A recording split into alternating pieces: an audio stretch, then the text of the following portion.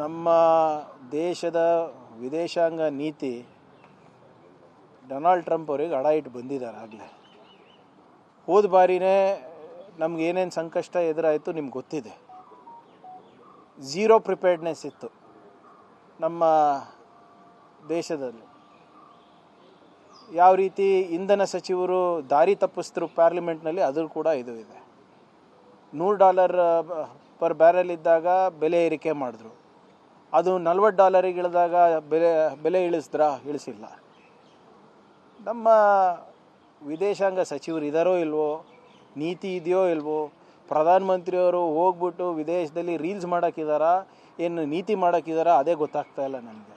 ಹೇಳಿ, ಇಷ್ಟೊಂದು ದೇಶ ತಿರುಗಾಡಿದಾರೆ ಅಂತ ಹೇಳ್ತಾರಲ್ಲ, ಇಷ್ಟೊಂದು ಅವರಿಗೆ ಮೆಡಲ್ ಸಿಕ್ಕಿದೆ ಅಂತ ಹೇಳ್ತಾರಲ್ಲ, ಎಲ್ಲ ಉನ್ನತ ಸ್ಥಾನಮಾನ ಅಥವಾ ಪದವಿಗಳು ಏನು ಅಲ್ಲಿದೆ, ಅವರಿಗೆ ಮೆಡಲ್ ಸಿಗಬೇಕಾಗಿದೆ, ಎಲ್ಲನೂ ಕೊಟ್ಟಿದ್ದಾರೆ ಎಲ್ಲ ದೇಶದವರು. ನಮಗೇನು ಲಾಭ ಆಯಿತು? ಭಾರತೀಯರಿಗೇನು ಲಾಭ ಆಯಿತು? ಅದು ಈ ಬರೇ ಅದಾನಿ ಅಂಬಾನಿ ಬಿಸ್ನೆಸ್ ಹೆಚ್ಚಿಸೋಕ್ಕೆ ಇವ್ರು ಹೋಗ್ತಾ ಇದ್ದಾರೆ ಹೊರತು ನಮ್ಗೆ ಇಲ್ಲಿವರೆಗೂ ಯಾವುದೇ ಲಾಭ ಕಾಣಿಸ್ತಾ ಇಲ್ಲ. ತಮ್ಗಾನ ಸಿಕ್ಕಿದ್ರೆ ನಮ್ಗೆ ಹೇಳಿ. ಅದರಿಂದ ಇದೇನು ನಮಗೇನು ಎಕ್ಸ್ಪೆಕ್ಟೇಷನ್ ಅಂತೂ ಕೇಂದ್ರ ಸರ್ಕಾರದಿಂದ ಇಲ್ಲ. ಸರ್, ಬೆಳಗಾವಿ ಬೈಠಕ್ನಲ್ಲಿ ಜನಸಂಖ್ಯೆ ನಿಯಂತ್ರಣ ಆಗಬೇಕು ಅಂತ ಆಗ್ರಹನ RSS ಮಾಡಿದೆ. ಜೊತೆಗೆ ರಾಮ ಮಂದಿರಕ್ಕೆ ವಿಷಾದ ವ್ಯಕ್ತಪಡಿಸಿದ್ದಾರೆ. ಅಂದರೆ ಕದ್ದಿದ್ದಾರೆ ಅಂತ ವಿಷಾದ ವ್ಯಕ್ತಪಡಿಸಿದ್ದಾರೆ ಅವರು. ಈಗ ಜನಸಂಖ್ಯೆ ನಿಯಂತ್ರಣ ಮಾಡೋದು ಅವ್ರು ಬ್ರಹ್ಮಚಾರಿಗಳಲ್ವ ಅವರು. ಬೇರೆಯವರಿಗೆ ಹೇಳ್ತಾರೆ, ನೀವು 3 ಮಕ್ಕಳು ಹುಟ್ಟಿಸಿ 4 ಮಕ್ಕಳು ಹುಟ್ಟಿಸಿ ಅವ್ರಿಗೆ ಧರ್ಮ ರಕ್ಷಣೆಗೆ ಬಿಡಿ, ಗೋರಕ್ಷಣೆಗೆ ಬಿಡಿ ಅಂತ. ಇವರೆಲ್ಲ ಬ್ರಹ್ಮಚಾರಿಗಳಂತ ಹೇಳ್ಕೊಂಡು ಓಡಾಡ್ತಾರಲ್ಲ. ಏನು ಗೊತ್ತಿಲ್ಲಪ್ಪ, ಅವ್ರ ನೀತಿನಲ್ಲಿ ಸಾಕಷ್ಟು ಗೊಂದಲ ಇದೆ.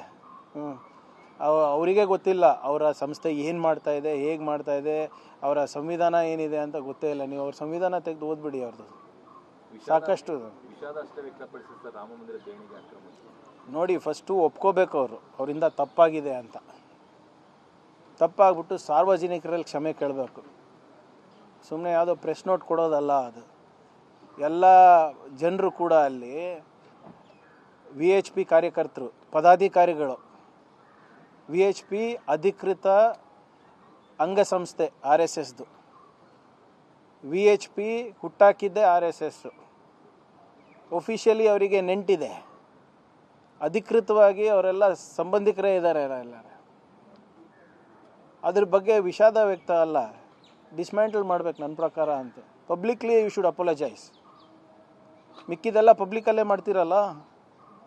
ಮೋಹನ್ ಭಾಗವತ್ ಅವ್ರು ಏನು ಸ್ಟೇಟ್ಮೆಂಟ್ ಕೊಟ್ಟರು ಕೇರಳನಲ್ಲಿ, ನಾವೇನು ಮುಚ್ಚುಮರೆ ಮಾಡ್ತೀವ ಅಂತ.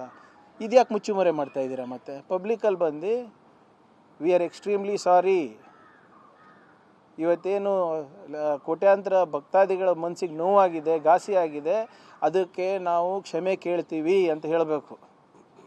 ಮಿಕ್ಕಿದ್ದಕ್ಕೆ ಎಲ್ಲರೂ ಒಪಿನಿಯನ್ ಇದೆ. ಪಾಕಿಸ್ತಾನ ಜೊತೆ ಸಂಬಂಧ ಬೆಳೆಸ್ಬೇಕು ಅಂತ ಅವ್ರದ್ದು ಒಪಿನಿಯನ್ ಇದೆ ಅಲ್ಲ. ಆದರೆ ನರೇಂದ್ರ ಮೋದಿ ಅವರು ವಿದೇಶಾಂಗ ನೀತಿ RSSಗೆ ಕೊಟ್ಟಿದ್ದಾರಾ?